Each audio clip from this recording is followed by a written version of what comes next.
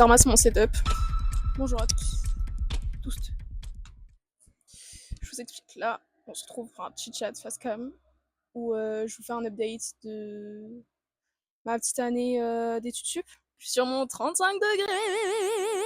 Il fait très très chaud. Donc, comme vous l'avez vu et su si vous suivez un minimum ma chaîne, les 37 abonnés, les gars, vous êtes où? Moi, j'aimerais bien que vous lâchiez un peu plus et que vous commentiez. Que je fasse un petit RP youtubeuse, je sais pas. Vous m'envoyez des DM sur Insta une fois que vous avez vu les vidéos ou des messages, mais vous cassez mon RP. Donc, comme vous l'avez vu, j'espère, j'ai quitté la France, France de Macron, je l'ai quitté, pour venir en Belgique. Parce que mon domaine, c'est la mode, et que ce que je recherche en termes d'études sup, en France, c'est 10 000 € l'année. J'ai migré, voilà, en Belgique, où c'était 500 € les frais d'inscription. Voilà, je vous ai fait donc le vlog du concours. Ensuite, les 3 vlogs de cet été. Et il me semble, si je ne m'abuse, le vlog emménagement. Avec genre mes débuts. J'ai pris la coloc la moins chère de toute la ville. Genre, c'est pas une vanne. Et on comprend pourquoi. En fait, comment dire? Je pense qu'en soi, l'appartement n'est pas si terrible que ça, mais simplement les locataires, eux, le sont. C'est terrible. Donc moi, j'arrive, pleine d'espoir, pleine de rêves. Je me dis, ok, nouveau départ, nouveau pays, personne ne me connaît. Je peux enfin me débarrasser de l'étiquette de timide qu'on m'avait collée dans le sud. Bref, donc j'arrive, voilà, plein de rêves, plein d'espoir. Au final, je suis un peu intimidée parce que j'ai l'impression d'être un peu une impostrice. Je me dis, ok, putain, j'ai rien à faire. Tout le monde est très stylé, je trouvais. Tout le monde avait l'air vraiment d'admirer des créateurs, etc. Et c'est vrai que moi, j'ai jamais admiré personne dans le milieu de la mode. Parce que, en fait, pour moi, la mode, c'est. Comment dire? Déjà, depuis petite, je sais que c'est un peu hors de mes moyens. Donc j'ai ce truc de. J'ai pas spécialement envie de trop en rêver, de trop m'y intéresser, mais simplement ça m'intéressait sincèrement parce que c'est un moyen d'expression. Et c'était un peu un truc de rébellion parce que quand j'étais petite, j'étais très garçon manqué parce que le confort avant tout. Enfin, c'est trop chiant quand tu veux faire des acrobaties en jupe. Ah ben on voyait tes culottes, faut pas faire ci, du coup tu peux pas t'asseoir comme ci, comme ça, nanana. Et je me dis, bah, chiant. Et donc les gens ils étaient en mode. Et bah non les filles, garçon moqué, garçon moqué. Et du coup j'étais en mode, ok, vous voulez jouer, on va jouer. Quand je serai grande, c'est moi qui vous habille. Donc moi c'est vraiment juste un moyen d'expression de dire genre, je suis libre. Et en grandissant, j'ai découvert que bah, tu peux le faire de manière beaucoup plus artistique, donc tout ce qui va être haute couture, etc. C'est plus excentrique, etc. Et c'est hyper, ça m'avait l'air hyper fun. Moi j'étais là et tout, je faisais des vêtements en mouchoir, genre avec les essuie-lunettes là. Je faisais des vêtements et des nanas. Je me régalais. J'en faisais des shootings mode à mes monstres avec ma tablette, quand j'en avais une. Un peu engouement de cette époque. C'était vraiment genre, j'étais à fond, je mettais des filtres et tout. Je vous mets un tunnel, je suis désolée. Donc ouais, je n'admirais personne. Parce que moi, je suis juste en mode, ok, j'ai pas envie de trop me prendre au sérieux. Franchement, je veux juste m'exprimer. Et enfin, j'exprime déjà des choses dans des toiles, des dessins, des textes, etc. Et juste le vêtement, je trouve ça cool. Parce que c'est vraiment, en fait, c'est ton apparence. Donc c'est là qu'on te met tes premières étiquettes. Et je suis en mode, ok, fun. J'arrive, on fait des tours de table. Je vois que depuis tout petit, certains baignent un peu là-dedans, ils ont des livres de mode, etc. Ils sont très renseignés. La plupart admirent des créateurs, des marques, quoi que ce soit. Et c'est vrai que moi, j'admire personne. Je suis en mode, ok, je n'ai rien à faire ici. Définitivement. Enfin, en fait, je m'en fiche de ce que les autres font parce que pour moi, c'est vraiment très personnel. Et de ce fait, en fait, ça, je parais hyper égocentrique. Mais du coup, je veux me concentrer sur moi parce que je veux vraiment avoir mes propres messages, etc. Et, enfin, m'émanciper moi-même. J'ai pas envie de. Ce que j'ai peur, c'est de trop m'intéresser à quelqu'un et d'involontairement, en fait, copier son ADN. Et c'est vraiment pas mon but. Et de ce fait, j'évite trop. Je regarde un peu. Mais voilà, je veux pas faire 10 000 recherches sur un mec ou une meuf et être en mode, ok, je veux être comme lui. Non, je m'en fous. Je veux juste être moi. Donc j'étais hyper mal. Rien à faire là, man. Aujourd'hui, je pense que je m'en fous. Maintenant, je n'ai plus rien à faire. C'est ok, toi tu admires un tel, bah c'est pas mon souci. Je me mets aussi au conseil étudiant. Je me mets en tant que trésorière parce que je me dis franchement, déjà personne n'a envie de le faire. Et je pense que ça peut être intéressant. Enfin, c'est important de savoir gérer un budget quand même. Donc je me suis dit, quoi de mieux pour apprendre que d'être trésorière. Donc j'avais deux amis, c'était plutôt sympa, on se voyait de temps en temps, nanana. Sauf que j'avais énormément d'angoisse. Ça s'est gâté, parce que c'est terrifiant quand même, hein. Je change de pays, j'arrive, je vois l'appart, je suis arrivée, j'ai emménagé, il y avait un sac poubelle pourri avec du jus de poubelle sur la machine à laver. Il y avait des bocaux qui pourrissaient un peu partout, et des toiles d'araignée, de la poussière à foison, enfin c'était dégueulasse. Et encore que la propriétaire nous a dit que le ménage avait été fait. Excuse-moi, mais tu l'as fait dans le nord le ménage? Sauf que, vas-y, je suis navrée, voilà, mes traumas m'ont rattrapé. J'ai fait je n'ai plus le terme exact, mais un genre de réveil traumatique. En gros, tous mes traumas par l'époque sont ressurgis. Et donc, je pense que mes deux copains avec qui j'ai coupé contact, je pense pas que vous passiez par là, mais si c'est le cas, je suis désolée, de toute façon, je vous enverrai un message. Je pense que mes peurs ont pris le dessus et que du coup, j'ai un peu surinterprété vos actions. Et du coup, j'ai préféré me protéger cette fois, plutôt que de revivre mes traumas. Donc je vous étège. Il y a quelqu'un dans la classe qui m'a fait culpabiliser.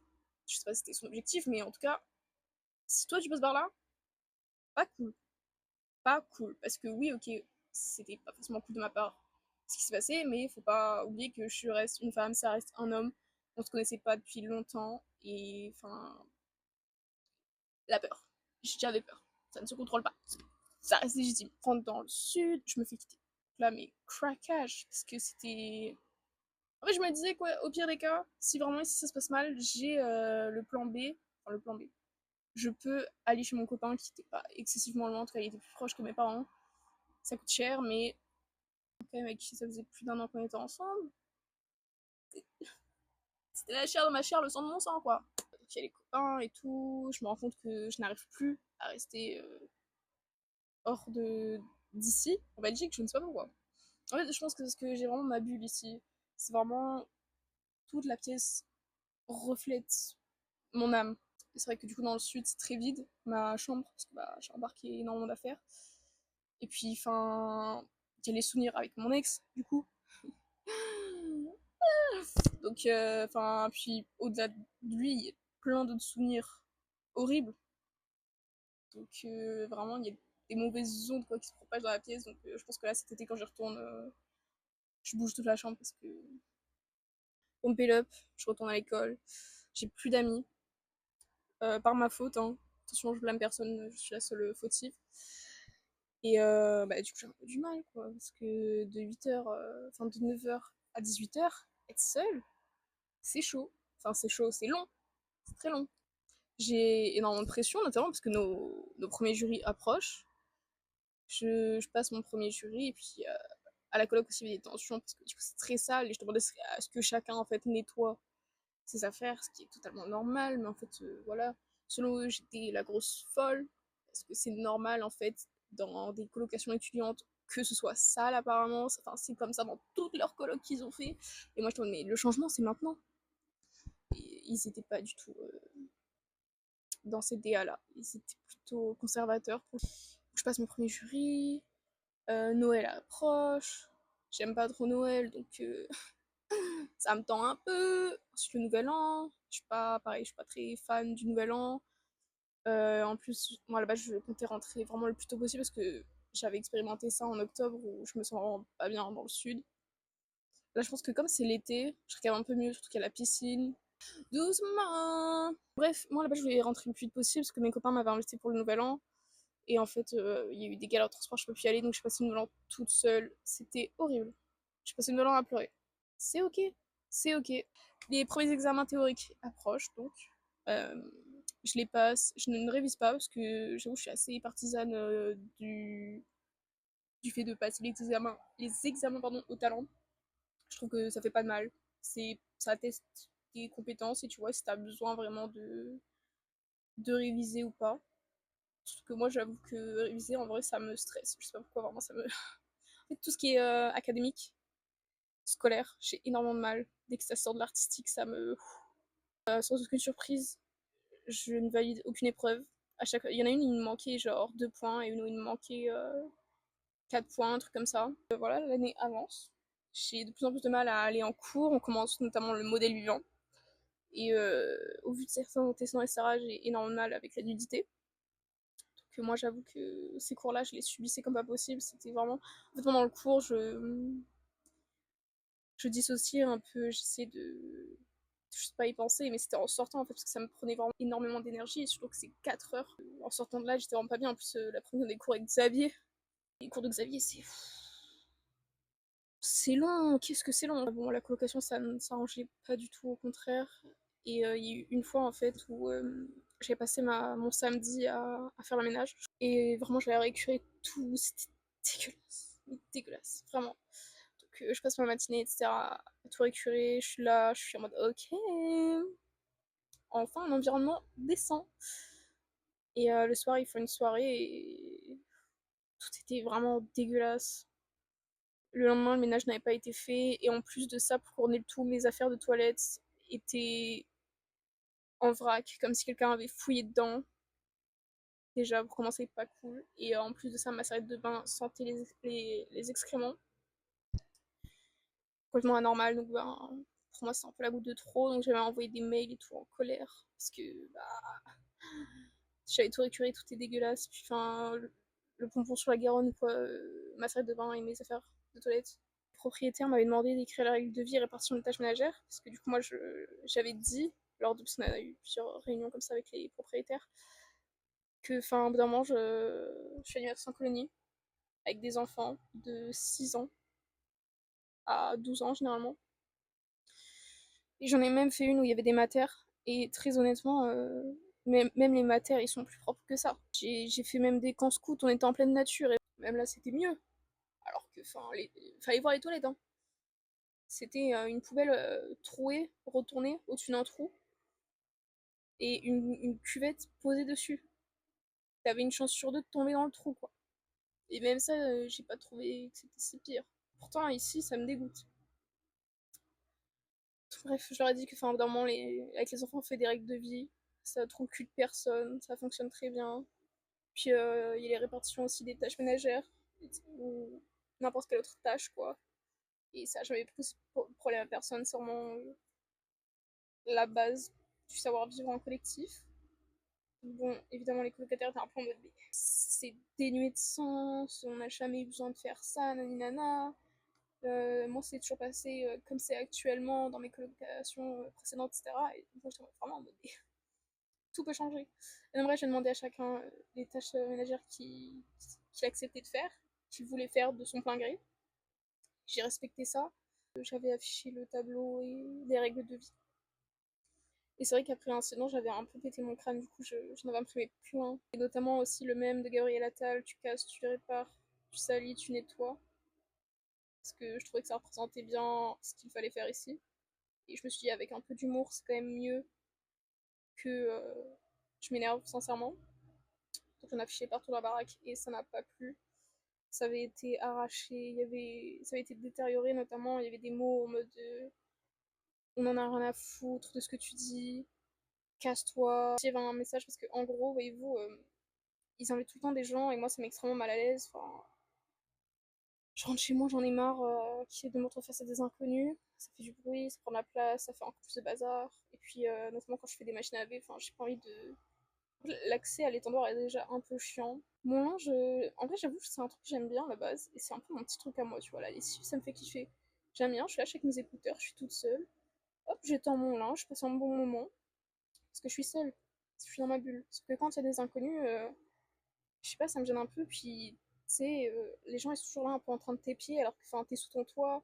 Je trouve qu'il y a un côté un peu malsain. Enfin, je comprends qu'il y a un peu de curiosité, genre, ah, qu'est-ce qu'elle fait et tout, mais genre, laisse-moi étendre mes boxeurs Naruto et Shrek en paix. Je mettais beaucoup de temps avant de ramasser mon linge en général ou de vider la machine parce que, bah, en fait, il y avait toujours des gens et moi ça m'était vraiment mal à l'aise. Puis, enfin, même pour manger, je Je me nourrissais pas vraiment parce que je voulais pas croiser des gens. Bon, j'allais quand même aux toilettes parce que je suis un peu traumatisée des infections urinaires. J'en ai vécu vraiment des choux de patates. Donc j'ai pas envie de le refaire. Pour ça, quand même, j'y allais. Puis enfin, c'est quand même une pièce à part. À ton devoir, pareil, il y avait un truc en mode faut me vider rapidement. La lessive, la machine à laver, pardon, pareil, en mode faut me vider. Et du coup, vu que c'est très mature de leur part, il y avait un mot notamment en mode ouais, tu te mutiles, je sais pas quoi, ton vieux sang, quand. Ça, j'avoue, pour moi, c'était un peu la goutte de trop. Enfin, je trouve ça hyper immature. Moi, j'avoue que ça m'avait vraiment touché en plein cœur, concrètement. Du coup, ça m'avait énervé. Et juste, en fait, le seul acte de rébellion que j'ai fait à ce moment-là, ça a été de coller mes affiches sur la porte de leur chambre. Parce que je me dis, bah, tu n'as pas bien lu.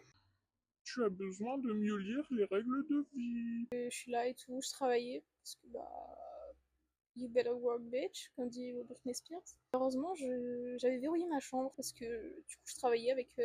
J'avais mon casque. Parce qu'il faisait encore une soirée. Donc, il y a énormément de bruit, etc. Et enfin, c'est fatigant, c'est dur de se concentrer. Je devais souvent dormir avec mes écouteurs.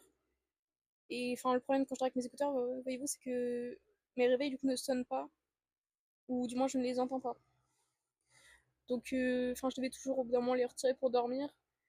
Et je me faisais toujours réveiller en plein milieu de la nuit parce que soit il faisait beaucoup trop de bruit, soit bah, il claquait une porte, il venait, enfin, aucun respect finalement. Je bossais avec mon casque, réducteur de bruit.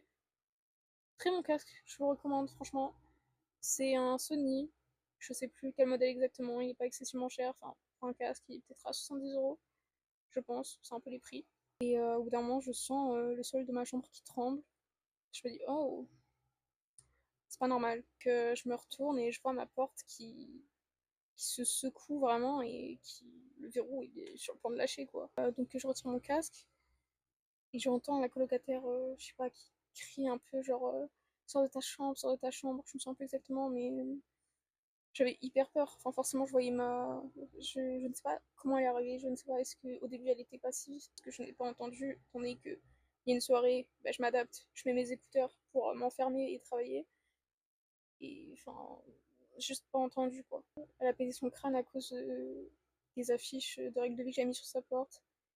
Elle était en mode ah, c'est trop blablabla. Moi j'avais eu super peur donc j'ai envoyé un message à un ami qui était en bas pour dire bah, la coloc est un peu folle actuellement, est-ce que tu peux lui dire de partir s'il te plaît, ça me fait peur. Il monte et il lui dit quoi, tu déranges tout le monde, tu cries, tu tapes à la porte, tu tambourines et enfin, il est tard quoi, tu vas déranger les voisins et enfin ça n'a pas de sens, si elle sort pas, c'est il y a une raison quoi, tu pourras pas lui parler. Et donc elle s'énerve énormément et vraiment elle finit par dire qu'elle va me tabasser, que si elle me croise ce soir même, dans la nuit, le lendemain ou autre, qu'elle allait me tabasser. Elle dit énormément de choses à mon égard, très méchantes. Elle m'a insultée de pute, de salope. Et pendant ce temps, il y avait l'autre colocataire fille qui regardait des escaliers en souriant. L'ami, du coup, il a fini par réussir à la faire partir.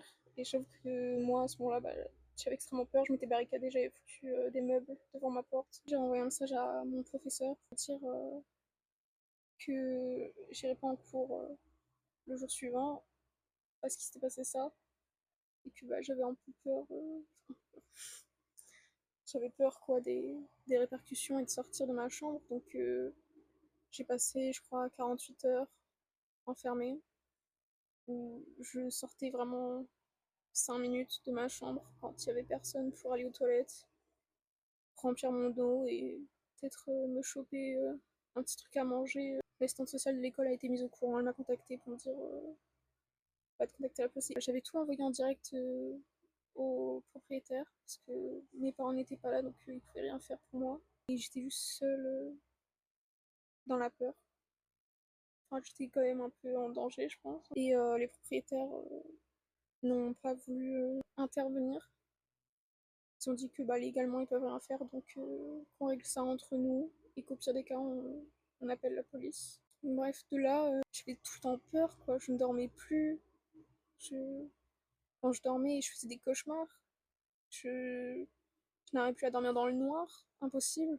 J'étais obligée de vérifier plusieurs fois que dans la journée, dans la soirée, dans la nuit, m'assurer que ma porte était bien verrouillée. Je me barricadais des fois encore plus quand vraiment je sentais que je pouvais pas. J'étais constamment sur mes gardes, que ce soit dans la maison, même dans la rue, parce que j'avais peur de la croiser, elle ou des amis à elle, parce que j'en avais entendu un autre qui voulait me casser la gueule ce soir-là pour ses affiches de règles de vie et du même de Gabriel Attal. Donc enfin, j'avais extrêmement peur. Quand j'allais en cours, j'y allais toujours plus tard pour ne pas voir la croisée et je repartais plus tôt pour ne pas voir la croisée non plus.